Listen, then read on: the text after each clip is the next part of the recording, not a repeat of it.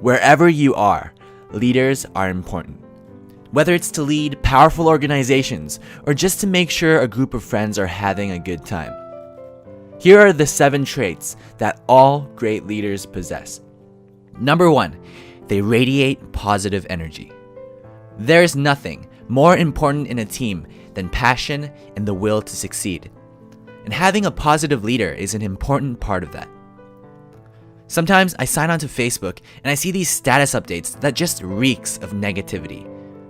These people are not good leaders, and more often than not, they are not very successful either. Great leaders radiate positive energy. Not only does that make them more likable, leading to more trust, it also boosts the team's morale. And countless studies have shown a positive relationship between team morale and productivity. Number 2, they have a proactive attitude. When something goes wrong, it's easy to blame someone else or to find out why it happened immediately. But great leaders put that aside. They shift their focus entirely on solving the problem. I used to be in charge of the takeout service at the restaurant I worked at.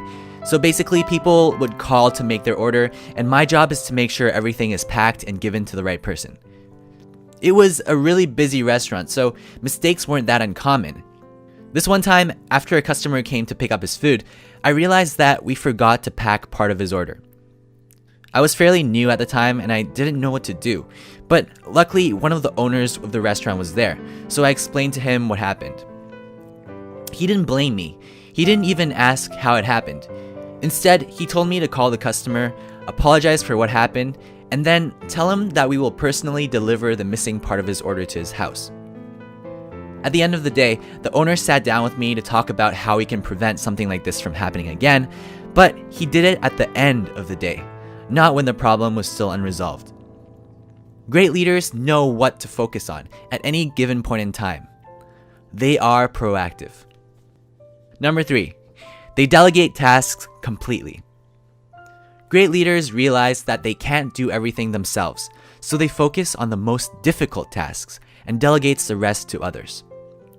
Let's say you make more than $30 an hour, yet every week you still spend several hours cleaning your house and doing the laundry.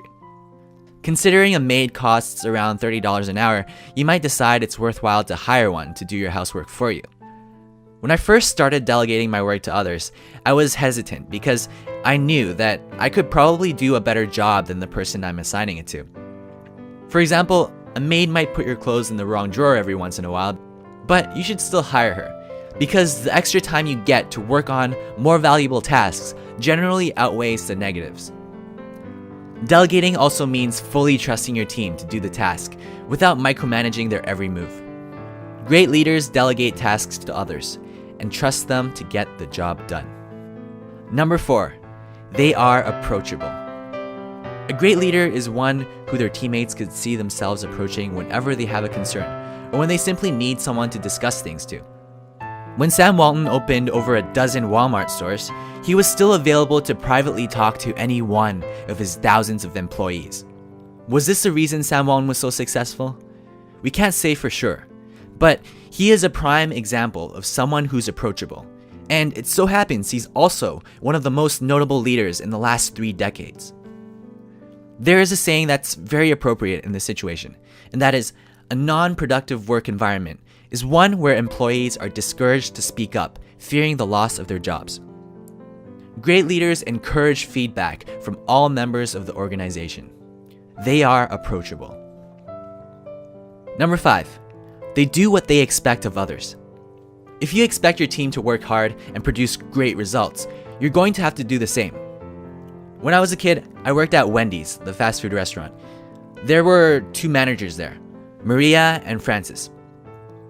Maria was very good at telling us what to do, but she would always be in her office talking on the phone with her boyfriend. We listened to her, but none of us really respected her. And that is because she doesn't place the same expectations for herself as she does for us. Francis, on the other hand, was different. He didn't have a lot of leadership traits. In fact, he even had trouble telling us what to do. But the one thing he did have was he pulled his own weight. When it was busy, he would grab the spatula and start flipping burgers alongside us. As a result, he gained the respect of everyone. Whenever he was our manager, we worked hard because we wanted to, for Francis. A great leader sets an example, and as a result, gains the respect of his or her entire team. Number 6, they are accountable. Your team's mistakes are your mistakes because you are their leader. Remember the restaurant example?